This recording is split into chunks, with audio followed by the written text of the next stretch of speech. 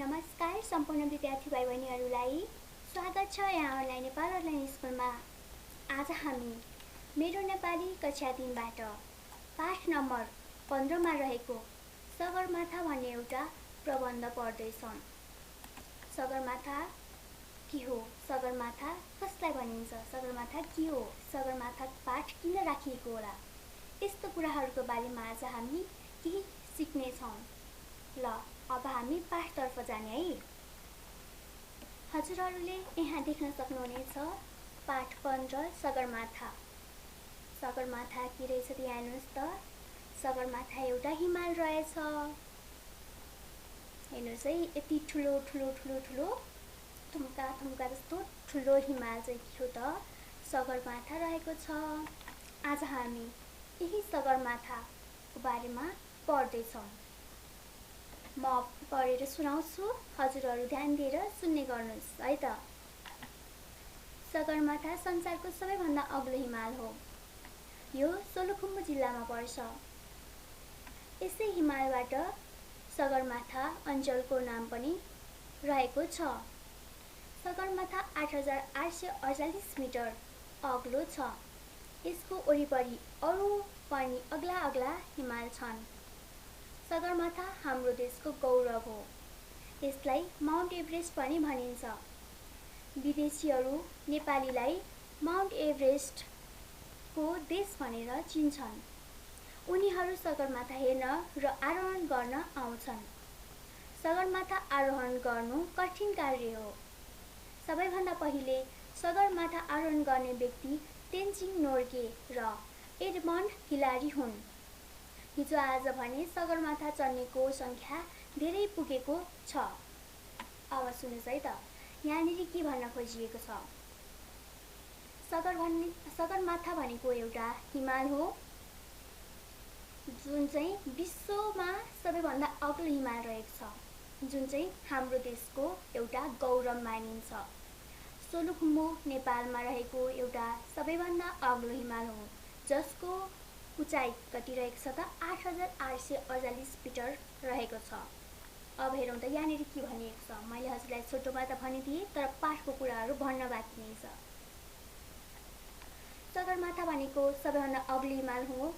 यो चाहिँ नेपालको सोलुखुम्बु जिल्लामा पर्दछ र यस हिमालको नाम सगरमाथाबाट के राखेको छ? अञ्चलको नाम पनि राखिएको छ र त्यो अञ्चलको नाम के हो? सगरमाथा अञ्चल। सगरमाथाको उचाइ चाहिँ 8848 मिटर अग्लो रहेको छ। यसका वरिपरि धेरै अग्ला हिमालहरू छन्। सगरमाथालाई चाहिँ हामीले के गर्छौँ त? आफ्नो देशको गौरव मान्छौँ र यसलाई चाहिँ के पनि भनिन्छ त? माउन्ट एभरेस्ट पनि भन्ने गरिन्छ। विदेशीहरू नेपालीलाई कसरी चिन्दछन्? उनीहरू के भन्छन् त?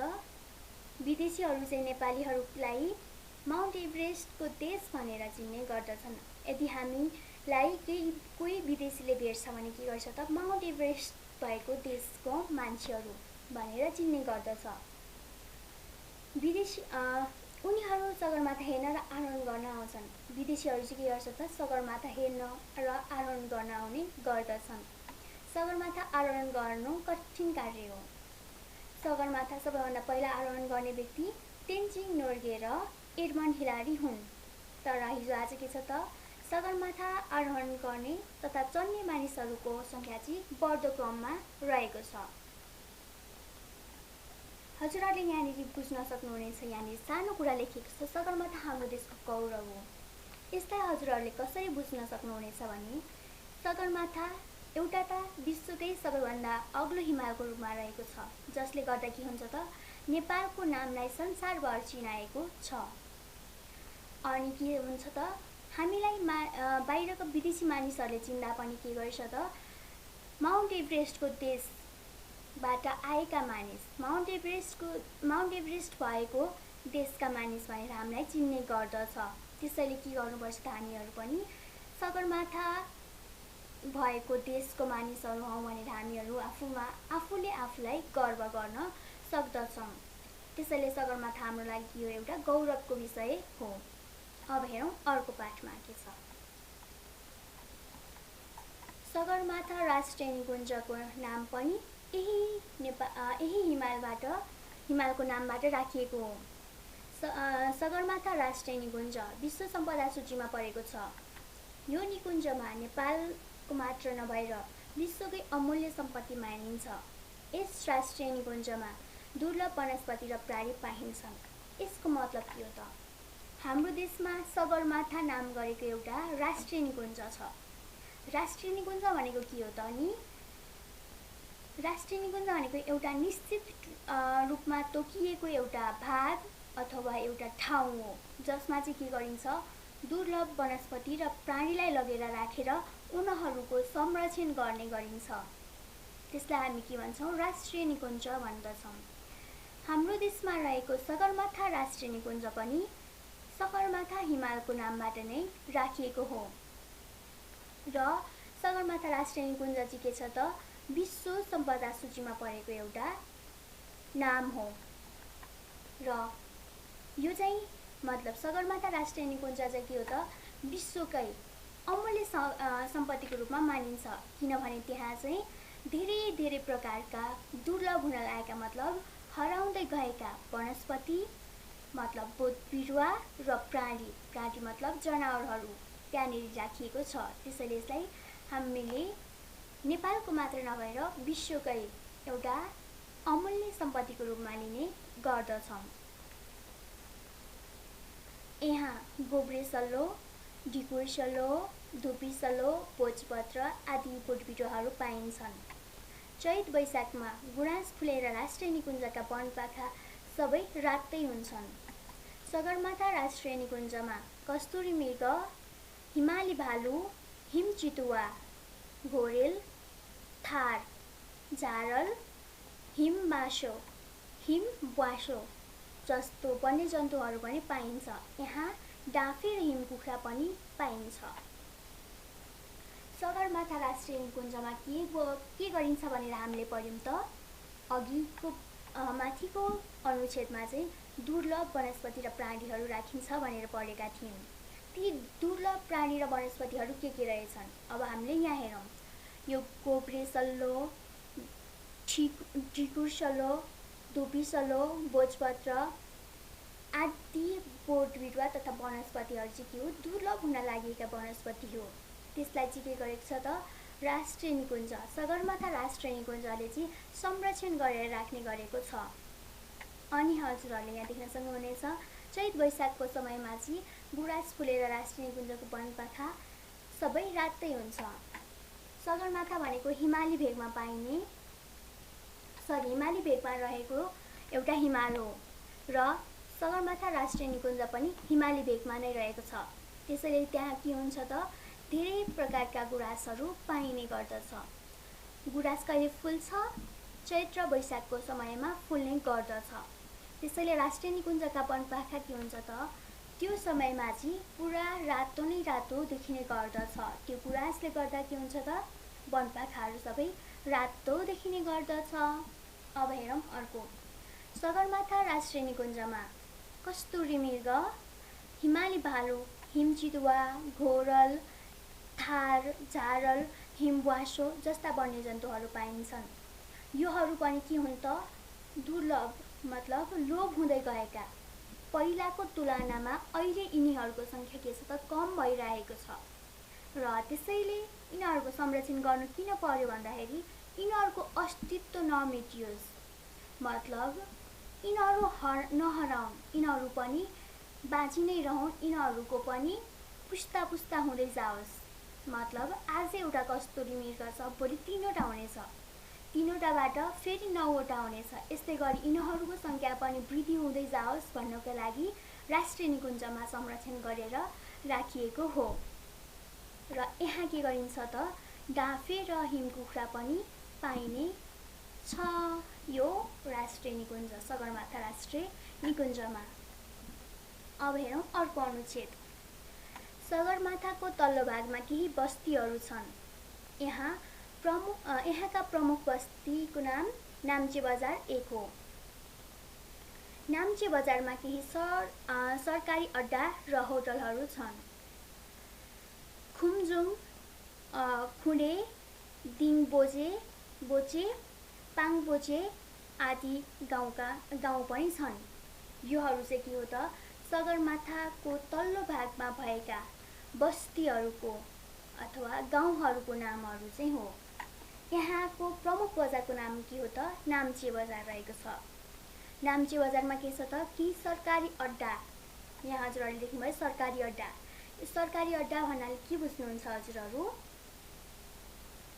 जुन एउटा ठाउँ हुन्छ र त्यो अड्डा भनेको चाहिँ ठाउँ नै भनेर सम्झनु हजुरले। सरकारी भनेको चाहिँ हामी जनताहरूको होइन, त्यो सरकारको हो। सरकार मतलब माथिल्लो तहका मानिसहरू, तिनीहरूको अड्डा मतलब तिनीहरूले तोकिएको एउटा निश्चित ठाउँ हुन्छ, त्यसलाई चाहिँ के भनिन्छ? अड्डा भनिन्छ। त्यो सरकारको भनिन्छ, त्यो जनताहरूको। हामी आम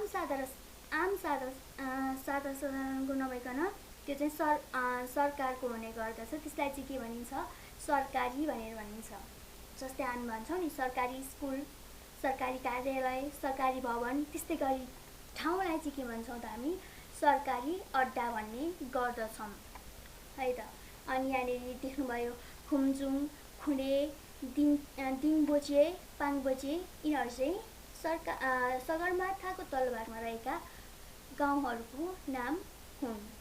अब हेरौँ यहाँनिर के छ। यी ठाउँमा शेर्पाहरू बस्छन्। शेर्पाहरू हिमाल चढ्न खप्पिस हुन्छन्। यिनीहरू पाहुनालाई आदर गर्छन्। शेर्पाहरू लोसार जस्ता पर्व रमाइलो गरी मनाउँछन्। शेर्पाका रमाइला पर्वमा विदेशी पनि रमाउँछन्। यसरी सगरमाथा क्षेत्रका धेरै कुराले विदेशी पर्यटनको मन लोभ्याएको छ। हामीहरूले यसबाट के बुझ्न सक्छौँ त?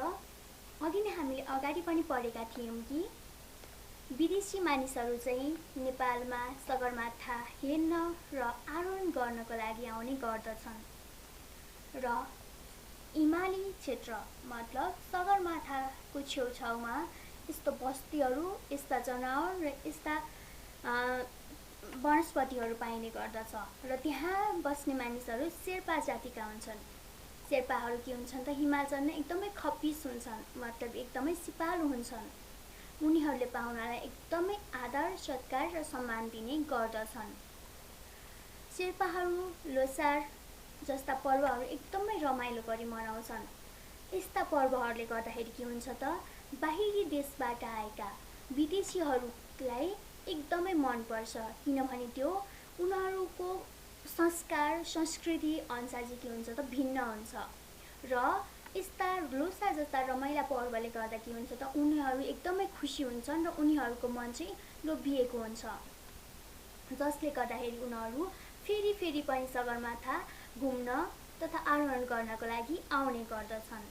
नेपालमा यस्तो धेरै नै कुराहरू छ जसले गर्दाखेरि विदेशी पर्यटनहरू नेपाल घुम्नलाई आउने गर्दछन्। नेपालमा रहेको रीतिरिवाज, संस्कृति अनि चालचलन, चाडपर्व मनाउने तरिका अरूहरूको भन्दा एकदमै भिन्न प्रकारको छ। अरू देशहरूको भन्दा, अरू देशका ठाउँको मानिसहरूको भन्दा भिन्न प्रकारको रहेको छ र यहाँका वनपाखा, लेकबेसीहरू पनि के छ त अरूहरूको भन्दा फरक र एकदमै रमाइलो किसिमको छ। त्यसैले गर्दा के हुन्छ त नेपालमा चाहिँ विदेशी पर्यटनको मात्रा दिनदिनै बढिरहेको हुन्छ। यो थियो आज हाम्रो सगरमाथा भन्ने पाठको बारेमा केही कुराहरू, सगरमाथाको एउटा प्रबन्ध। अब हामीहरू, मैले आशा राखेको छु हजुरहरूले राम्रोसँग बुझ्नु भएको नै छ। अब हामी चाहिँ ढिला नगरी के गर्छौँ त अभ्यासतर्फ लाग्छौँ। अब हेरौँ अभ्यास के रहेछ। अभ्यास नम्बर 1 क नम्बरमा के दिएको छ? पढेर सुनाऊ भनेको रहेछ। म एक बार पढेर सुनाउने छु, हजुरहरू पनि पढ्ने प्रयास गर्नुहोला है त। सोलुखुम्बु अञ्चल राष्ट्रिय निकुञ्ज माउन्ट एभरेस्ट व्यक्ति विश्व संरक्षण प्राणी वनस्पति कस्तुरी मृग ब्वासो, लोसार, जिल्ला।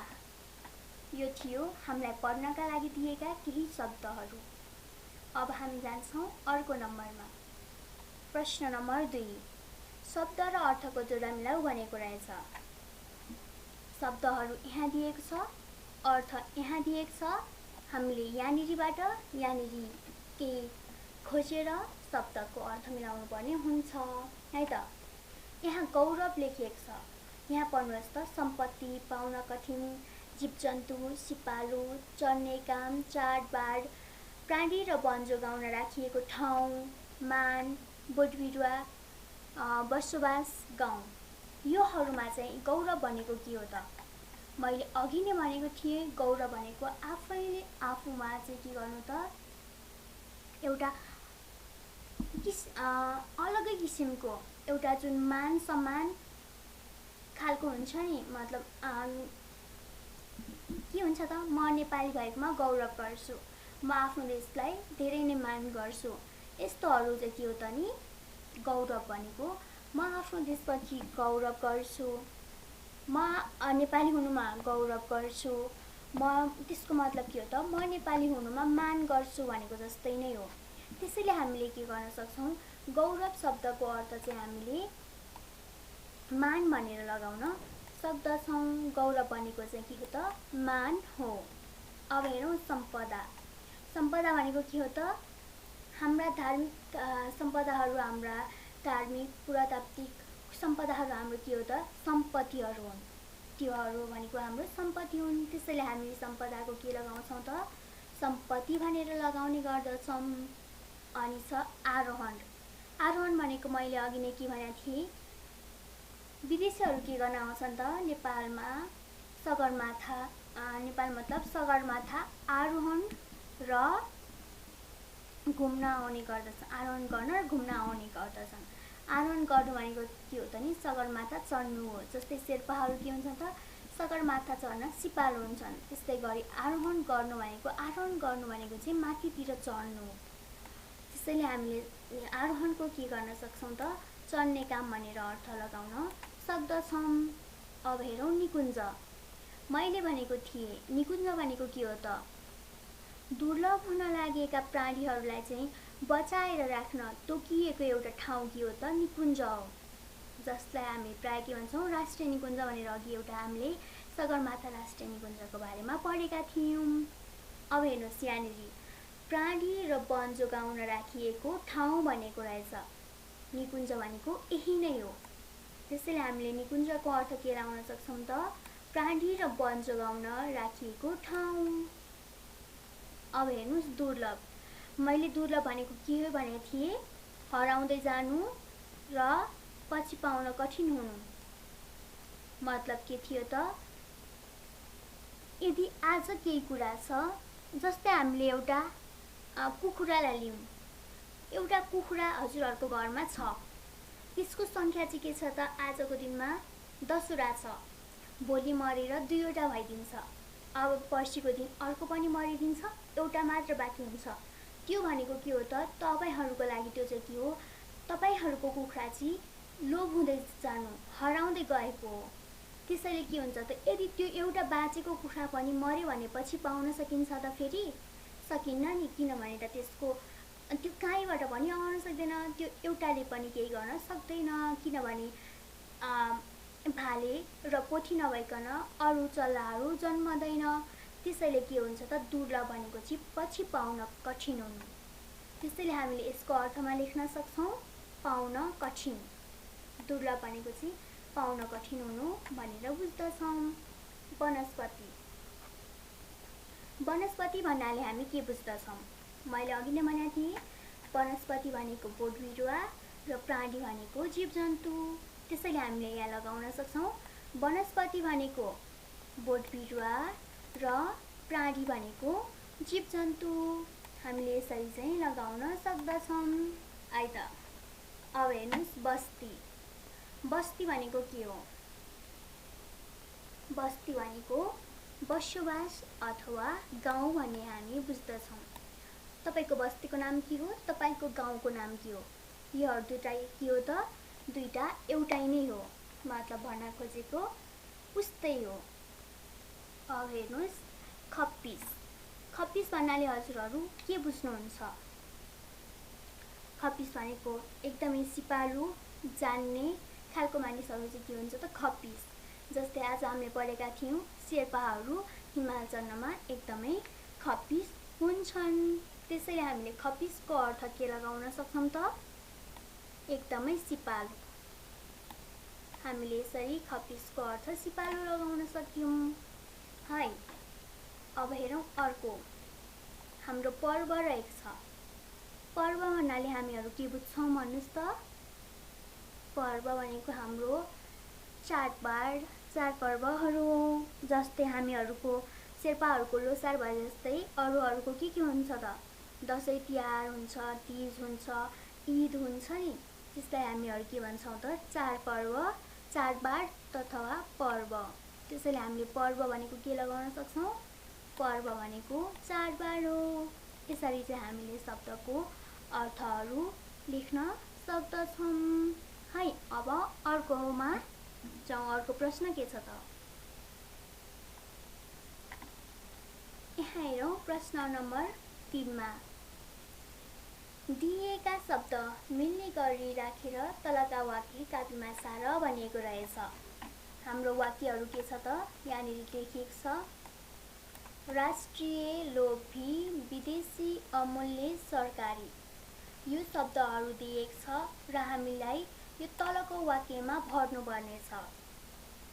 अब हजुरहरू भन्नुहोस् डाफे हाम्रो के हो? राष्ट्रिय चरो हो कि लोभी चरो हो कि विदेशी चरो हो, अमूल्य चरो हो या सरकारी चरो हो? हजुरहरू भन्नुहोस् त। डाफे हाम्रो के हो? डाफे हाम्रो राष्ट्रिय चरो हो। हामीले यहाँ राष्ट्रिय भनेर 1 नम्बरमा लेख्न सक्दछौँ। यो भनेको के हो त? 1 नम्बर प्रश्नको उत्तर हो। मतलब 1 नम्बर वाक्यको उत्तर राष्ट्रिय हो। अब हेरौँ अर्को हिमाल र वनपाखा हाम्रा डरडट सम्पत्ति हुन्। हाम्रो लोभी सम्पत्ति हुन् त? होइन नि। विदेशी सम्पत्ति हुन्? होइन। अमूल्य सम्पत्ति हुन्? हो नि। किनभने हामी त आफ्नो वनपाखा हिमाललाई के गर्छौँ? एकदमै माया गर्छौँ। त्यसैले हामीले के लेख्न सक्छौँ त?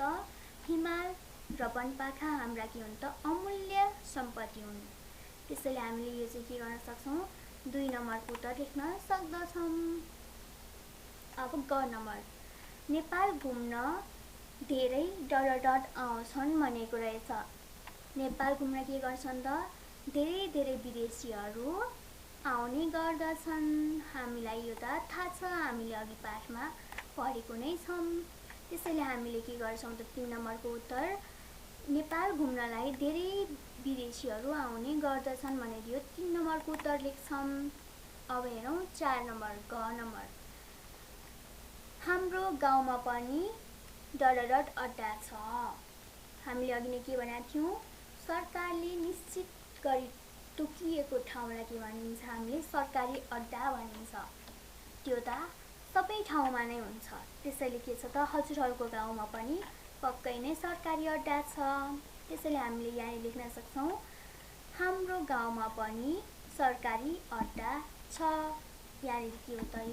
यो भनेको 4 नम्बरको उत्तर हो है त। अब हेरौँ 9 नम्बरमा डरडट मानिसले अरूलाई केही दिँदैन। हजुरहरूले लोभी मानिसले हजुरहरूलाई केही दिएको देख्नु भएको छ? हाँस्नुभयो छैन नि। यसैले के हो त? यसको उत्तर लोभी मान्छेले चाहिँ के गर्छ त? अरू मानिसहरूलाई केही पनि दिने गर्दैन है। हजुरहरूले यो पनि बुझ्नुभयो। अब हामी जाउँ 4 नम्बरमा तलको प्रश्नको उत्तर देऊ भनेको रहेछ। म हजुरहरूलाई यसको छोटो उत्तरहरू भनिदिने नै छु। हजुरहरूले राम्रोसँग सुनेर बुझेर लेख्नुहोला है त। हेरौँ क नम्बरमा के छ? संसारको सबैभन्दा अग्लो हिमालको नाम के हो? आज हामीले के को बारेमा पढेका थियौँ? सगरमाथा हिमाल। त्यसको उचाइ के छ? 8848 मिटर छ।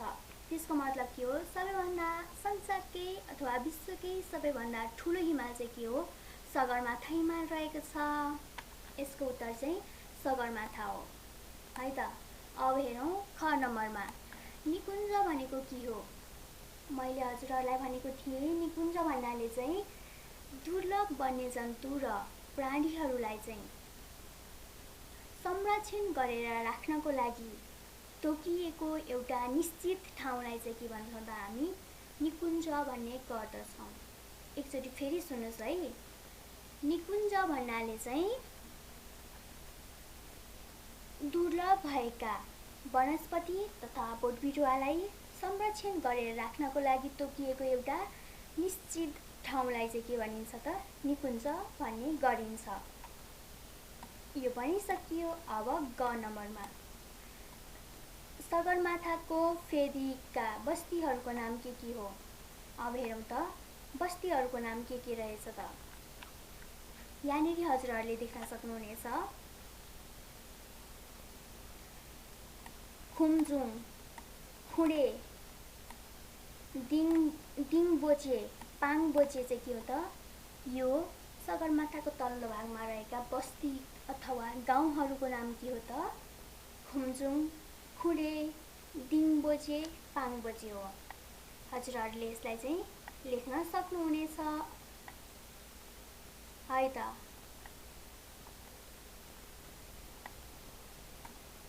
यो पनि सकिसकेको छ। अब हेरौँ अर्को, चैत वैशाखमा सगरमाथा राष्ट्रिय निकुञ्ज कस्तो देखिन्छ? अघि हामीले के पढेको थियौँ त? सगरमाथा राष्ट्रिय निकुञ्जमा चाहिँ चैत वैशाखमा के हुन्छ? गुराँस फुलेर राष्ट्रिय निकुञ्जका वनपाखा सबै रातै देखिन्छ, रातै हुन्छ। त्यसैले हामीले यसको उत्तरमा के लेख्न सक्छौँ त? चैत वैशाखमा सगरमाथा राष्ट्रिय निकुञ्ज रातै देखिन्छ। त्यो भन्दा पनि हजुरहरूले बुझ्ने तरिकाले के लेख्नुहोस् त? चैत वैशाखमा सगरमाथा राष्ट्रिय निकुञ्ज गुराँस फुलेर रातै देखिन्छ। हामीले यो पनि बुझिसकेका छौँ। अब हेरौँ अर्को नम्बरमा, सगरमाथा राष्ट्रिय निकुञ्जलाई किन विश्वकै सम्पत्ति भनिएको हो? किन होला भन्नुहोस् त? सगरमाथा राष्ट्रिय निकुञ्जमा के गरिन्छ? त्यहाँ कस्ता कस्ता कुराहरू चाहिँ पाइन्छ? सगरमाथा राष्ट्रिय निकुञ्जमा चाहिँ दुर्लभ हुन लागेका प्राणी, हेर्नुहोस् है, यहाँनिर म हजुरहरूलाई देखाउँछु।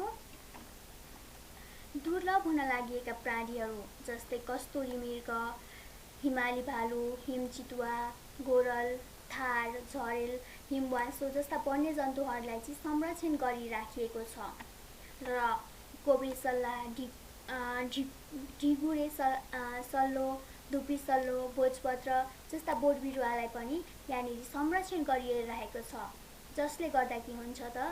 हामीले हाम्रै नेपालको मात्र नभई हामीले यसलाई के भन्छौँ त? विश्वकै अमूल्य सम्पत्ति मान्ने गर्दछौँ। किनभने त्यहाँनिर यस्तो राम्रो राम्रो वनस्पतिहरू जुन लोप हुँदैछ तिनीहरूलाई के गरेको छ? संरक्षण गरेर राखिएको छ र यस्तो जुन जन्तुहरू वन्यजन्तुहरू छ यिनीहरूलाई पनि संरक्षण दिएर राखिएको छ। त्यसैले हामीले के भन्न सक्छौँ त?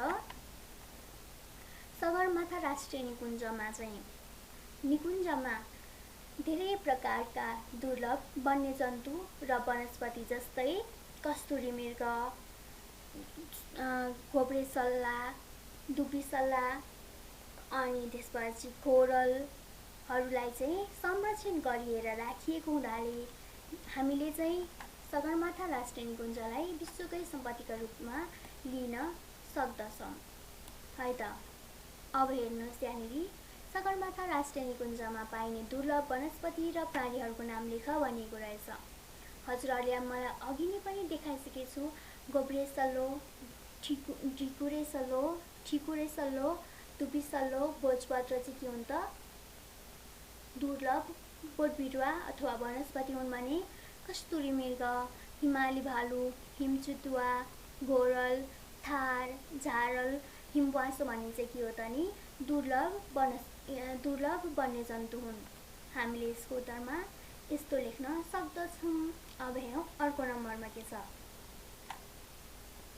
शुद्ध पारेर र कापीमा सार शेर्पा लोखर्के पर्यटक अग्लो सल्लो डाँफे गुराँस अडा। यसलाई चाहिँ कसरी लेख्ने त म हजुरहरूलाई यो पाठमा देखाइदिनेछु। हजुरहरूले त्यस्तै गरी लेख्नुपर्नेछ है। अब हेर्नुहोस् यहाँनिर हजुरहरूले यहाँनिर देख्न सक्नुहुनेछ शेर्पा। यो के हो त शेर्पा हो। हजुरहरूले शेर्पा यसरी लेख्न सक्नुहुनेछ। अनि यहाँनिर रहेको छ अड्डा। हजुरहरूले शुद्ध गरेर यसरी लेख्नुहोला। अनि अर्को के छ पर्यटक। हजुरहरूले यहाँनिर मैले जुन जुन घेरा लगाइदिन्छु त्यसलाई चाहिँ हजुरहरूले कपी गरेर लेख्न सक्नुहुनेछ है। अनि हेर अर्को हाम्रो के रहेको छ गुराँस भनेको रहेछ। हाम्रो अर्को गुराँस थियो। गुराँस हामीले यसरी लेख्न सक्छौं है। अनि अर्को लेख्न सक्छौं हामी अग्लो। अग्लो हाम्रो के हो त सबैभन्दा अग्लो हिमाल सगरमाथा हिमाल। हामीले यसरी लेख्न सक्छौं। अनि अर्को हाम्रो थियो सल्लो। यहाँ देख्नुहुन्छ हजुरहरूले सल्लो। सल्लोलाई हामी यसरी लेख्न सक्दछौं है त। अनि अर्को छ हाम्रो डाँफे। यहाँ हजुरहरूले डाँफे पनि भेटाइसक्नु भएको छ। यसरी चाहिँ हजुरहरूले के गर्नुहोस् त यो अशुद्धलाई चाहिँ शुद्ध पारेर कापीमा सार्ने प्रयास गर्नुहोस्। शिक्षकले भनेको सुनेर लेख भनेको रहेछ। म हजुरहरूलाई पढेर सुनाउँछु। हजुरहरूले के गर्नुहोस् त आफ्नो कापीमा टिप्नुहोस्। श्रुति लेखन अभ्यास गर्नुपर्नेछ है त। पर्व खप्पिस अमूल्य प्राणी जन्तु बस्ती लोभ्याउनु यस्तो शब्दहरू चाहिँ हजुरहरूले लेख्नुपर्ने हुन्छ। यो हजुरहरू आफू गर्नु होला है। 7 नम्बरमा तलको चित्र हेरेर त्यहाँ भएका कुरा भन। यहाँ हेर्नुहोस् त यहाँ के रहेको छ। यहाँ एउटा हिमाल छ। यहाँबाट एउटा खोला बगिरहेको छ। यहाँ चाहिँ मृग छ। अनि यहाँनिर के छ त जङ्गल रहेको छ। हजुरहरूले यस्तो कुराहरूलाई चाहिँ लेख्न सक्नुहुनेछ है त। अब हेरौँ अर्को नम्बरमा 8 नम्बर शब्दको अन्तको अक्षरबाट बन्ने 10वटा शब्दहरू 10वटासम्म शब्द लेखेर शिक्षकलाई देखाऊ भनेको रहेछ। यो हजुरहरूले बुझ्नुहुन्न होला। पहिला यहाँ हेर्नुहोस् ल के छ अन्तमा के छ पहाड भनेको यो के हो सबैभन्दा अगाडिको 2वटा शब्दहरू हो। यो कसरी बनेको हुन्छ पहाड हेर्नुहोस् ल। फर्स्टमा के हुन्छ प हुन्छ। त्यसपछि हा हुन्छ। अनि त्यसपछि हा हुन्छ। अनि त्यसपछि फेरि अर्को के हुन्छ पहा ड। यसरी के भन्छ त पहाड मिलेको हुन्छ। अब हामीलाई यहाँनिर के भनेको छ शब्दको अन्तमा। तब के गर्ने त अन्तमा के छ त हाम्रो ड रहेको छ। हेर्नुहोस् है। अब शब्दको अन्तबाट अन्तको अक्षरबाट बन्ने 10वटासम्म शब्द लेख। अब डबाट हामीलाई यहाँनिर के बनाएर देखाइएको छ उदाहरणमा डबाट ड अनि त्यसपछि म। हजुरहरूले लेख्दा चाहिँ यसरी लेख्नु पर्दैन है। मैले हजुरहरूलाई बुझाउन मात्र खोजेको हो। ड म अनि त्यसपछि अर्को के छ त रु। यहाँनिर फेरि अन्तिम शब्द के आयो त रु आयो। यस्तै गरी अब रुबाट के बनाएको छ रुमाल। यही रुलाई लेख्ने है रु। अनि त्यसपछि के छ त अनि त्यसपछि मा अनि त्यसपछि के छ ल। अब त्यसपछि के गरियो यसपछि पनि के गरियो त अन्तिममा आएको ल शब्दलाई लिएर लहरो लेखियो। अब हजुरहरूले के गर्न सक्नुहुनेछ यसको अन्तिममा के छ अन्तिममा रो भन्ने छ। अब हजुरहरूले रोबाट के बनाउन सक्नुहुनेछ रोबाट रो ग भन्न सक्नुहुनेछ। अनि फेरि अन्तिममा के आउँछ अन्तिममा ग आउने गर्दछ। अनि हजुरहरूले के गर्न सक्नुहुनेछ फेरि गमला लेख्न सक्नुहुनेछ। अनि के आउँछ लास्टमा? ला भन्ने आउँदछ। अनि लाबाट फेरि अर्को शब्द बनाउन सक्नुहुनेछ, फेरि त्यसबाट आएको अर्को शब्द बनाउन सक्नुहुनेछ। यस्तै गरी चाहिँ हजुरहरू के गर्नुहोस् त 10 वटासम्म शब्दहरू बनाउँदै जानुहोस् है। अब हेरौँ अर्को नम्बर। तलको छोटो कथा पढेर सोधिएका प्रश्नको छलफल गर भनिएको रहेछ। म हजुरहरूलाई यो कथा पढेर सुनाउने छु, त्यसपछि हामी अभ्यास गर्नेछौँ है त। ल अब सुन्नुहोस् है, म कथा पढ्छु, हजुरहरू राम्ररी सुन्नुहोस् र हामी यहाँनिरका केही प्रश्नहरू फेरि गर्ने छौँ। पूर्णबहादुर नाम भएको एउटा किसान थियो। उसको छोराको नाम कर्णबहादुर थियो। पूर्णबहादुरले घर नजिकै सुन्तलाको एउटा बिरुवा रोपेको थियो। पूर्णबहादुर दिनदिनै सुन्तलाको बिरुवामा पानी हाल्थ्यो। सुन्तलाको बिरुवा भने हरियो नभएर पहेँलो हुँदै गयो। पूर्णबहादुरले छोरालाई भन्यो, यो बिरुवा सर्दैन क्यारे। कर्णबहादुरले भन्यो, हो बुवा, यो बिरुवा सर्दैन। यसले जरा हालेकै छैन। पूर्णबहादुरले सोध्यो, जरा हालेको छैन भन्ने कसरी थाहा पाइस्? कर्णबहादुरले भन्यो, म दिनदिनै उखालेर यसको जरा हेर्छु अनि फेरि रोपिदिन्छु। यो थियो कथा। अब हजुरहरूलाई म बुझाउँछु यो कथा कसरी थियो त। यहाँ एकजना किसान हुनुहुन्छ जसको नाम चाहिँ पूर्णबहादुर हो। उहाँका छोराको नाम कर्णबहादुर हो।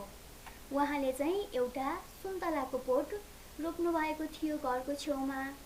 तब के गर्थ्यो त उहाँको छोरा कर्णबहादुरले उहाँले चाहिँ के गर्नुहुन्थ्यो, यो सुन्तलाको बोटमा पानी हाल्नुहुन्थ्यो, बिरुवामा पानी हाल्नुहुन्थ्यो। तर एक दिन चाहिँ उहाँले भन्नुभयो, पूर्णबहादुरले भन्नुभयो, यो बिरुवा सर्दैन होला। अब फेरि यहाँनिर कर्णबहादुरले भन्छन्, हो बुबा, यो बिरुवा त सर्दैन। अनि फेरि बुवाले सोध्छन्, तैँले कसरी थाहा पाइस्?